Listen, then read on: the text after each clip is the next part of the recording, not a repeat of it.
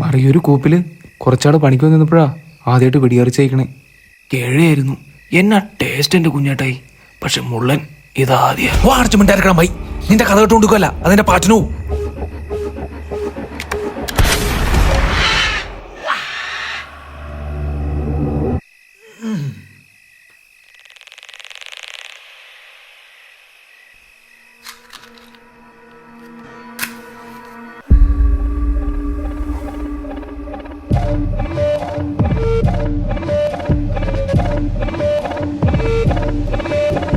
മറിയൊരു കൂപ്പിലെ കേഴ, നീ എന്നെയാണോ വെടിയർച്ചയുടെ വീമ്പ് പറഞ്ഞ് ഏൽപ്പിക്കണേ?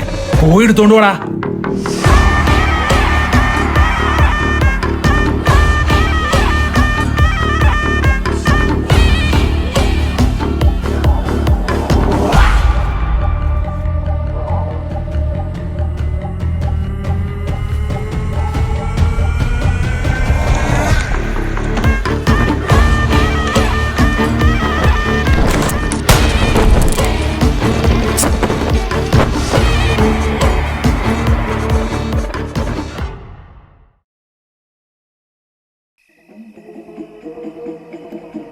അതെന്നാ കുഞ്ഞേട്ടായി കേക്കണേ? അതൊരു നമ്പൂതിരിയുടെ നിലവിളിയടാ. നീ നടക്ക്.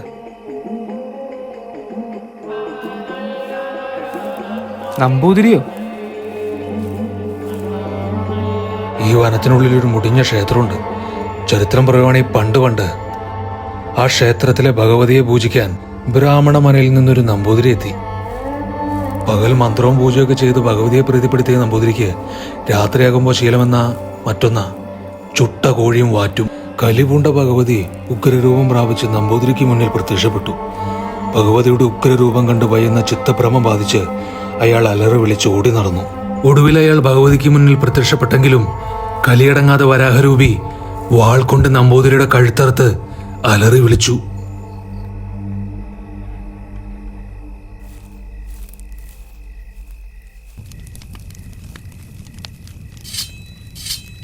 കുഞ്ഞാട്ടായി, കുട്ടിപ്പാവന്റെ തോക്ക് ഉഗ്രനാട്ടോ. ഒറ്റയടിക്കല അവന്റെ തല ചെതറി പോയത്.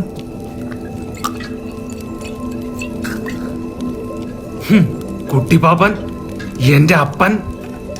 അയാളെ കൊണ്ട് ആകെ ഉപകാരം ഉണ്ടായത് ഇതാ. എനിക്ക് 10 വയസ്സ് പ്രായമുള്ളപ്പോഴാ എന്റെ അമ്മച്ചിനും പെങ്ങളെ അയാള് ആളറിഞ്ഞവനാ കുട്ടിച്ചൻ. ഒടുവിൽ ഈ കാട്ടിൽ തന്നെ.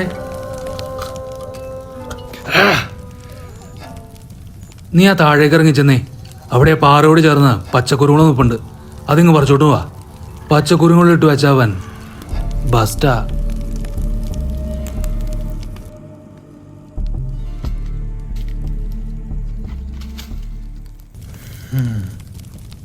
പച്ചക്കുരുമുളക് കിട്ടും. ഞങ്ങൾ ചുട്ട് എടുക്കും കുഞ്ഞാട്ടായി.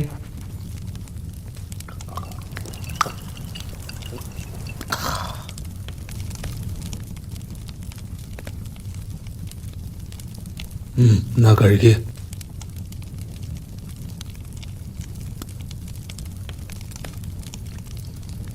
കുഞ്ഞേട്ടായി, ഇവനൊരു ഉഗ്രം സാധനാട്ടോ. ഇവന്റെ ഇറച്ചി പോലെയാണ് ഒരു ഇറച്ചിക്കും പറ്റില്ല.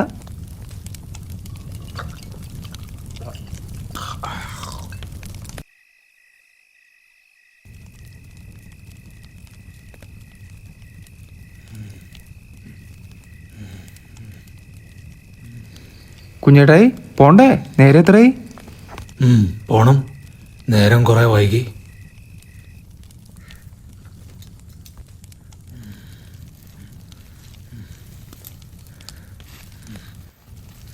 കുഞ്ഞേട്ടായി, ഇതെന്താ?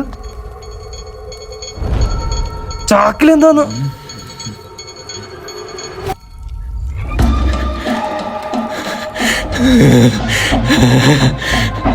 ഏറ്റവും രുചിയുള്ളത് അത് മുള്ളന്റെ ഇറച്ചിക്കല്ലടാ.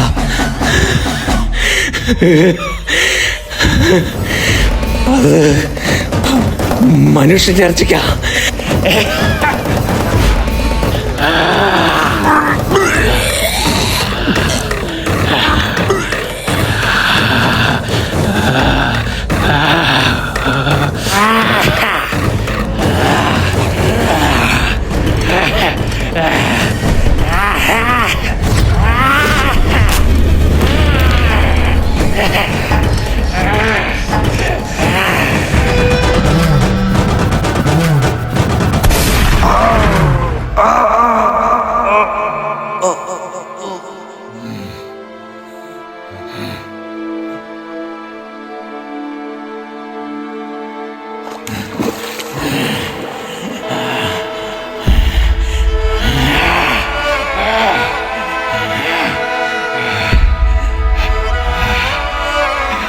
Ah